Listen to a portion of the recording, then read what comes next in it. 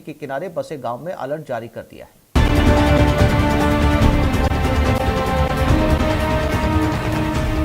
20 minute में 20 खबरों में आप सभी दर्शकों का स्वागत है और आपके साथ मैं हूं आसिफ खान। हम अगले 20 मिनट में आपको देश दुनिया की 20 ऐसी खबरें बताने वाले हैं जो इस वक्त न केवल सुर्खियों में है बल्कि दिलचस्प और अहम भी है। तो शुरू करते हैं 20 मिनट में 20 खबरों का सिलसिला।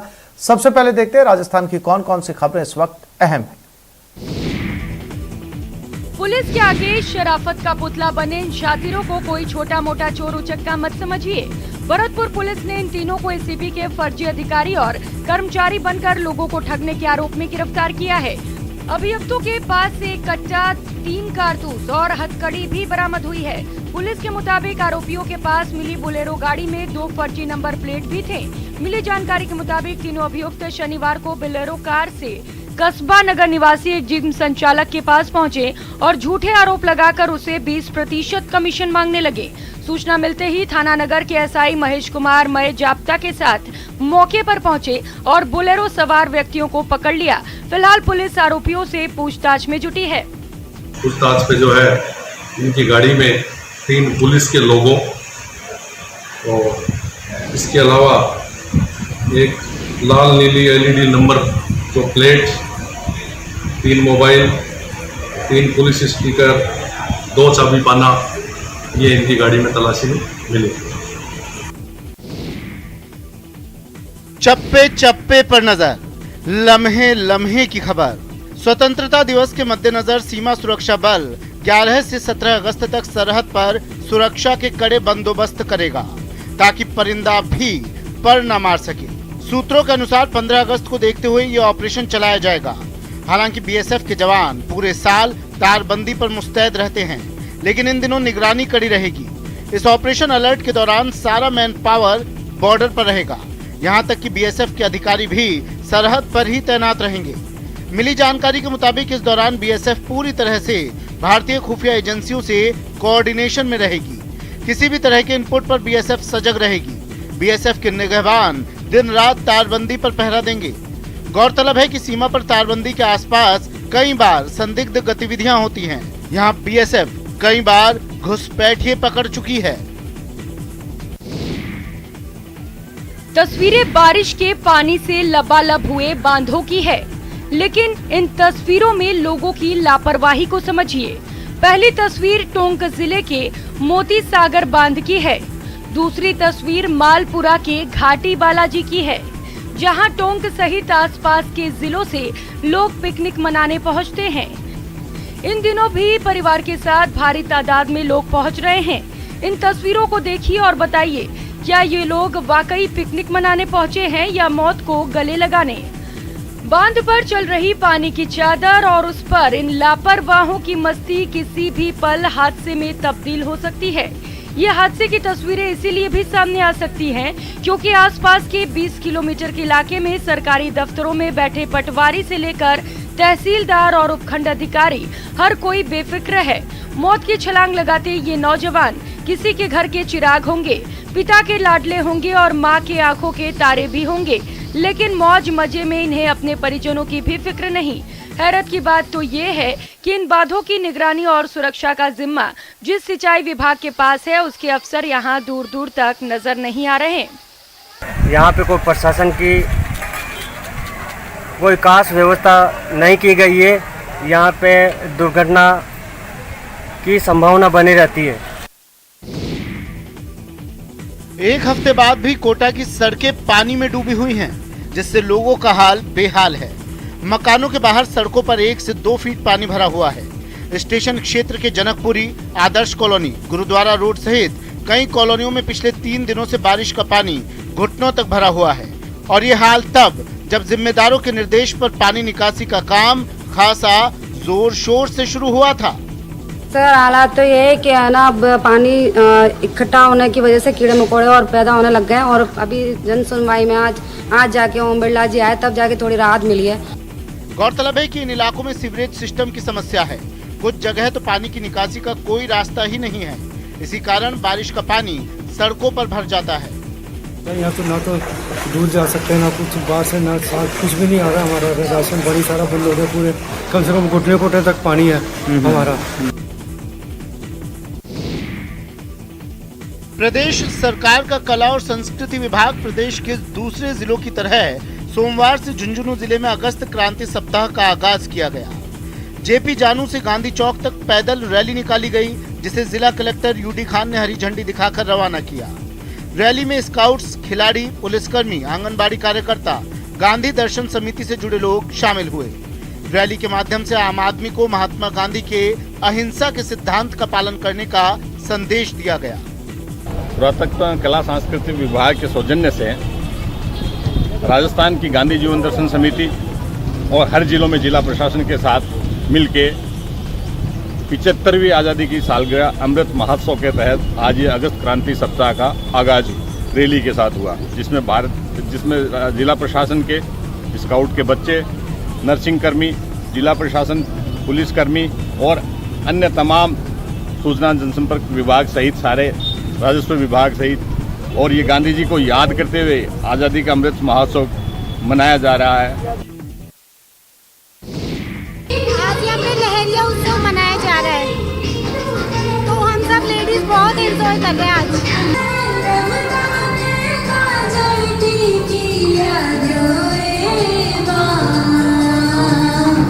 ये उल्लास, ये उमंग लहरिया उत्सव का है। जी हाँ, महिलाओं का प्रसिद्ध त्योहार तीज सिंजारा आ चुका है, जिसमें महिलाएं लहरियां पहनती हैं और जमकर एंजॉय करती हैं। मंगलवार को सिंजारा है और बुधवार को तीज। तीज सिंजारे को देखते हुए दौसा के संत सुंदर दास स्मारक पर लहरिया महोत्सव का आयोजन किया गया, जिसमें बड़ी संख्या में महिलाओं ने हिस्सा लिया। कार्यक्रम में नृत्य गीत की भी प्रतियोगिताएं की गयी, जिनमें महिलाओं ने बढ़ चढ़कर भाग लिया और अपनी दमदार परफॉर्मेंस से समा बांध दिया। इस दौरान महिलाएं पारंपरिक परिधान लहरिया में नजर आईं। एक से बढ़कर एक और नई नई डिजाइन के लहरिया पहनकर महिलाओं ने जमकर डांस किया। वैसे तो सावन का महीना शुरू होते ही महिलाएं लहरिया पहनना शुरू कर देती हैं और 1 महीने तक लहरिया पहनती हैं। लहरिया को उमंग और उत्साह का प्रतीक माना जाता है। तीज सिंजारा त्योहार को देखते हुए बाजार में घेवर की दुकानें भी सज गई हैं। और अब देख लेते हैं कुछ अन्य राज्यों की महत्वपूर्ण खबरें।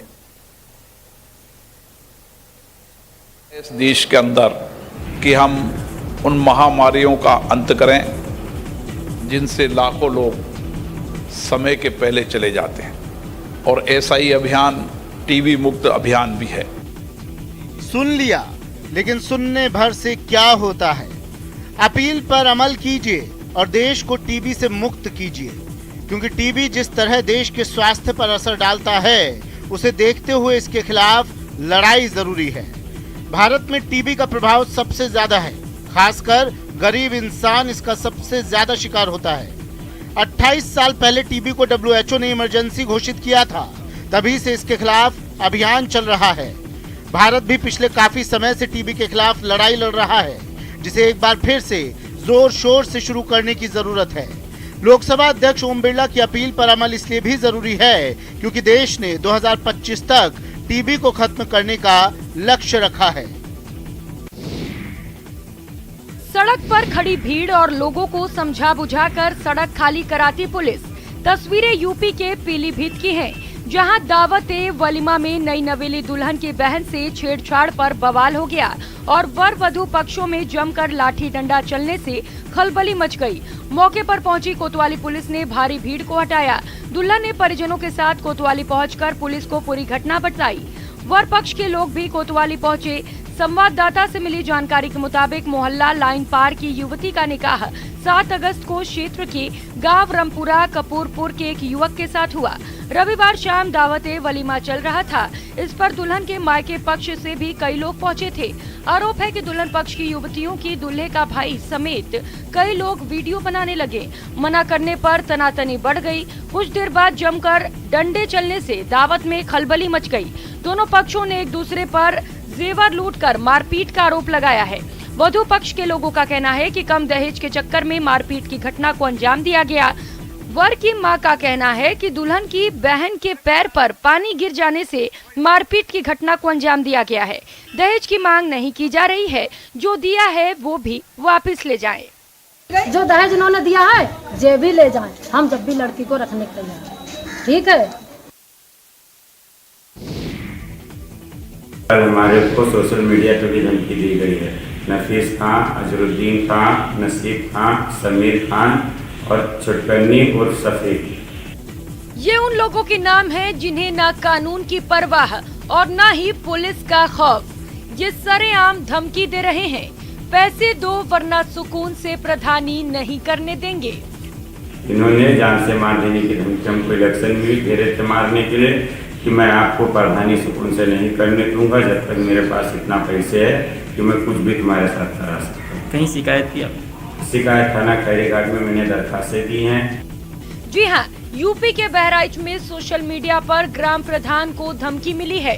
फेसबुक मैसेंजर पर ग्राम प्रधान को गांव के ही रहने वाले युवकों ने गोली मार देने और पैर काटने की धमकी दी है। ग्राम प्रधान ने धमकी देने वाले युवक के खिलाफ थाने में तहरीर दी है। बताया जा रहा है कि दोनों के बीच पहले से जमीनी विवाद था, जिसे लेकर ये धमकी दी गई है। पूरा मामला खैरीघाट थाना क्षेत्र के मनीमपुर कला गांव का है, लेकिन आरोपियों के खिलाफ कार्रवाई करने के बदले पुलिस खामोश है।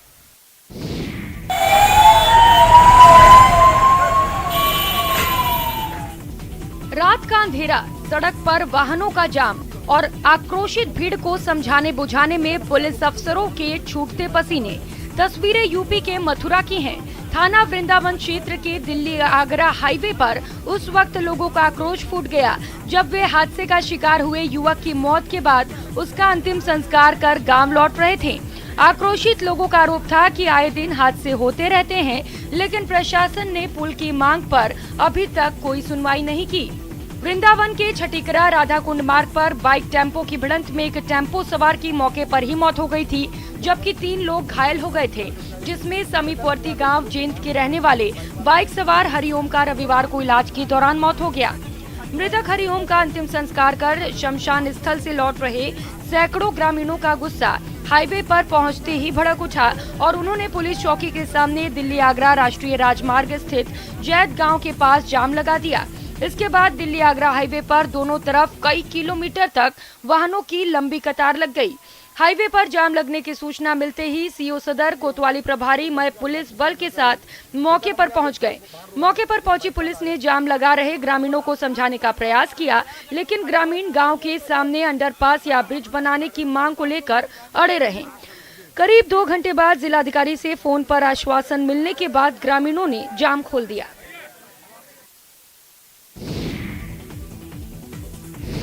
छत्तीसगढ़ की धमतरी पुलिस ने एक पिकअप वाहन से 305 किलो गांजा पकड़ा है, जिसकी कीमत करीब 61 लाख रुपए बताई जा रही है। जिले में गांजे पर ये अब तक की सबसे बड़ी कार्रवाई बताई जा रही है। पुलिस ने पिकअप में बैठे एक युवक को भी गिरफ्तार किया है, जबकि एक फरार आरोपी की तलाश जारी है। दोनों ही आरोपी मध्य प्रदेश के उमरिया जिले के रहने वाले हैं। धमतरी एसपी से मिली जानकारी के मुताबिक गांजा ओडिशा से लाया जा रहा था। 3 क्विंटल गांजे को मूंगफली के नीचे छिपा कर रखा गया था, लेकिन पुलिस को मुखबिरों ने सूचना पहले ही दे दी थी, जिसे सीता नदी के जंगल में सीआरपीएफ और एसटीएफ की मदद से पकड़ लिया गया और सिहावा थाना पुलिस को सौंप दिया गया। कि वहाँ पे काफी घना जंगल है और सीता नदी जो टाइगर रिजर्व है वो वाला एरिया है, तो वहाँ पे पिकअप वैन को रुकने के पहले ही उन लोग पहले गाड़ी को रोक के जो उसका जो साइड में जो बैठा था वो जंगल और अंधेरे का फायदा उठा के भाग गया और जिसमें दूसरा व्यक्ति है। प्रधानमंत्री आवास योजना में भी अफसरशाही और शासकीय तंत्र की मनमर्जी चल रही है। यही वजह है कि योजना के तहत कच्चे मकानों को पक्का करने के लिए मध्य प्रदेश का एक मजदूर अधिकारियों के चक्कर लगाकर थक गया, जिसके बाद बेबस ने व्यवस्था को आईना दिखाने के लिए अनोखा रास्ता चुना और पेड़ पर ही अपना घर बना लिया। ये मामला नरसिंहपुर करेली जनपद पंचायत के मोहत गांव का है। बता दें कि किसान छोटे खां के परिवार में 13 सदस्य हैं, जिनका खेत में ही कच्चा मकान है, जहां बारिश के मौसम में आने जाने में भी परेशानी होती है। इसीलिए पक्का मकान बनाने के लिए योजना के तहत आवेदन किया, लेकिन कोई सुनवाई नहीं हो रही। सुनवाई नहीं कर। कहाँ पर गए हैं आवेदन देने के लिए, कहने के लिए? सरपंच तन गए, सचिव तन गए, सब तन गए, मगर कोई सुनवाई नहीं हो रही। ये बोलते बन जाएगा सबका घर बन रहा है, लेकिन हमारा नहीं बन रहा। यहाँ छोटे खां ने अपने खेत में लगे अर्जुन के पेड़ पर 25 फीट ऊपर आवास बना लिया और लकड़ी की सीढ़ियों के माध्यम से वहाँ आना जाना करता है। वैसे एक कच्चा मकान खेत पर बना है, लेकिन परिवार बड़ा होने पर रहने में परेशानी होती है। छोटे खां ने बताया कि जब तक पीएम आवास नहीं बनेगा मैं यहीं रहूंगा। दुनिया के सबसे खतरनाक और बेरहम जानवरों में शुमार मगरमच्छ की ग्रामीणों के सामने एक न चली। गांव वालों ने उसे पकड़ा, रस्सी से जकड़ा और गांव वालों को मगर के भय से मुक्त कर दिया।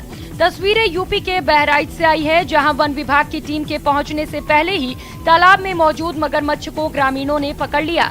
तस्वीरों में आप देख सकते हैं कि इस तरह से गांव वाले मगरमच्छ को पकड़े हुए हैं और उसे देखने के लिए ग्रामीण दम साध कर खड़े हैं। अगर मगरमच्छ छूट जाता तो बड़ा हादसा भी हो सकता था। काम में जोखिम था, लेकिन गांव वालों की हिम्मत के आगे मगरमच्छ कुछ न कर सका। मिली जानकारी के मुताबिक ककरी और परबतिया गांव के बीच तालाब स्थित है।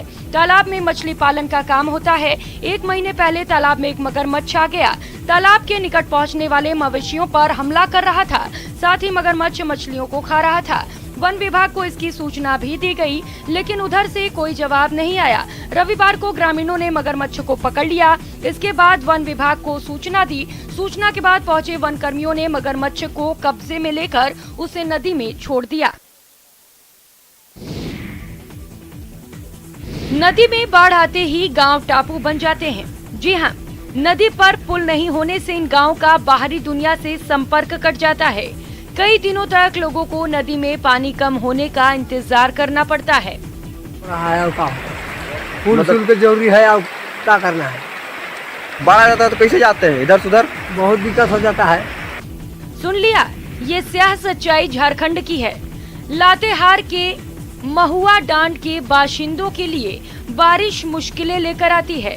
गढ़बुढ़नी पंचायत के दर्जनों गांव बरसात के दिनों में चुटिया नदी में बाढ़ आने के कारण टापू बन जाते हैं। पहाड़ी क्षेत्र होने के कारण नदी का बहाव काफी तेज होता है, जिससे कई बार जानवर भी बाढ़ का शिकार हो जाते हैं। ग्रामीण पिछले 8 सालों से पुल बनवाने की गुहार लगा रहे हैं, लेकिन जिम्मेदारों तक उनकी गुहार नहीं पहुंच रही।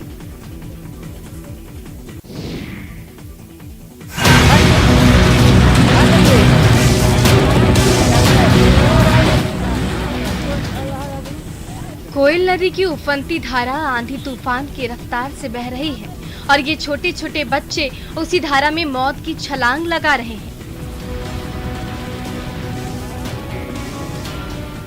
ये नजारा है डाल्टनगंज शाहपुर सड़क पर बने उस पुल का, जिसकी रेलिंग के ऊपर ये छोटे छोटे बच्चे खड़े हो जाते हैं और बिना कुछ सोचे समझे लगा देते हैं कोयल नदी की मचलती धारा में छलांग।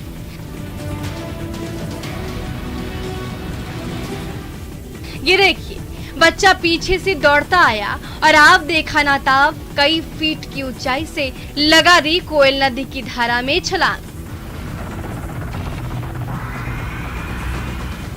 फिर तो उसके पीछे उस पुल से एक के बाद एक नीचे कूदने वालों का तांता लग जाता है। नेहा बिटिया को खूब पढ़ना लिखना है, अधूरे ख्वाब पूरे करने हैं, पढ़ लिख कर पैरों पर खड़ा होना है, लेकिन ना पति साथ देने को तैयार था, ना ससुराल वाले। तो लाचार बिटिया क्या करे? तोड़ दिए सारे बंधन, छोड़ दिया पति का साथ और एक दिन अचानक सब कुछ छोड़कर अपने सपने के लिए चली गई पटना। पिता ने जब गुमशुदगी की रपट लिखाई तो नेहा वापस आई और गगनिया पंचायत से अर्जी लगाई।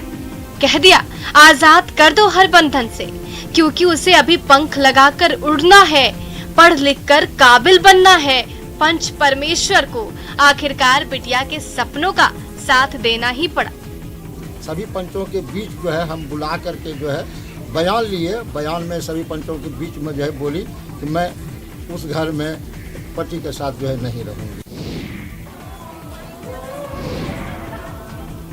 अभी तक सार्वजनिक कार्यक्रमों और मंदिरों में बीजेपी महासचिव कैलाश विजयवर्गीय को आपने भजन गाते देखा है। अब अपने पिता कैलाश विजयवर्गीय की राह पर उनके बेटे आकाश विजयवर्गीय भी चल पड़े हैं।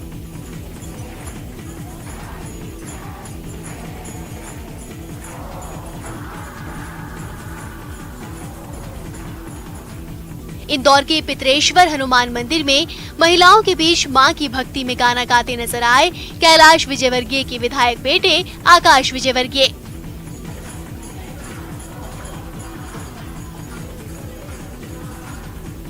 सावन पर आयोजित महिला मंडली के कार्यक्रम में पहुंचे युवा विधायक आकाश विजयवर्गीय खुद को रोक नहीं पाए और मां की भक्ति में महिलाओं के साथ सुर में सुर मिलाते हुए गाने लगे।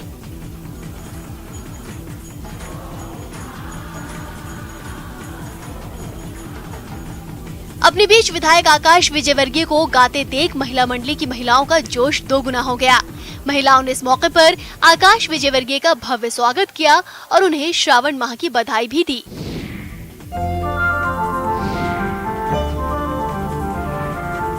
बस्तर के प्रसिद्ध दशहरे की शुरुआत हो गई। हरेली अमावस्या पर पाट यात्रा विधान के साथ ही 75 दिनों तक चलने वाले दुनिया भर में मशहूर बस्तर दशहरे की शुरुआत हो गई। इसको बोलते हैं पाट यात्रा। इसमें साल की एक लकड़ी की पूजा होती है और ये लकड़ी इसलिए लाया जाता है कि बस्तर दशहरा को बनाने के लिए जिन औजारों में बेंट की आवश्यकता होती है उसमें बेंट का काम इस लकड़ी का उपयोग किया जाता है। और इस रथ को बनाने के लिए झाल उम्र का और बेड़ा उम्र का करीब 150 कारीगर आते हैं। हम लोग ऐतिहासिक दशहरा की ओर कदम बढ़ा चुके हैं। आज उसी का छोटा सा पूजा कार्यक्रम हुआ। बस्तर दशहरे में सभी वर्ग, समुदाय और जाति जनजातियों के लोग हिस्सा लेते हैं। इस पर्व में राम रावण युद्ध नहीं बल्कि बस्तर की मां दंतेश्वरी माता के प्रति अगाध श्रद्धा दिखती है।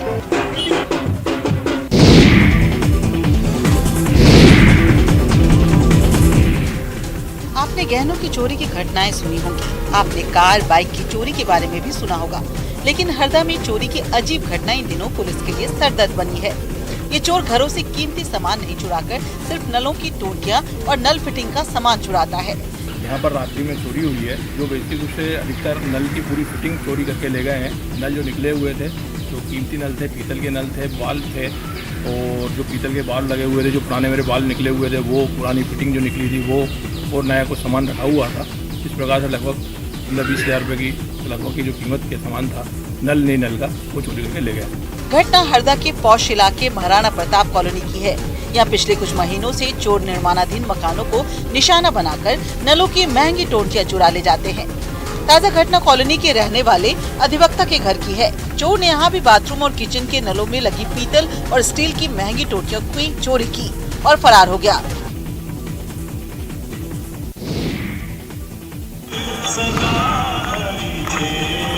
पानी के लिए आपने कई आंदोलन देखे होंगे, लेकिन ऐसा आंदोलन नहीं देखा होगा जो भिलाई में हुआ। भिलाई में भक्ति पूर्वक पानी के लिए आंदोलन में शहर के हजारों लोग जुटे। बाकायदा मंच तैयार कर पीछे भगवान राम के पोस्टर लगाकर शहर की सरकार यानी कि नगर निगम से लोगों ने शुद्ध पानी की मांग को लेकर प्रदर्शन किया। स्टील सिटी भिलाई में लोग शुद्ध पीने के पानी के लिए तरस रहे हैं। नगर निगम से लेकर मंत्रियों तक ज्ञापन देने के बाद भी शहर में साफ पीने का पानी लोगों को नहीं मिल रहा है।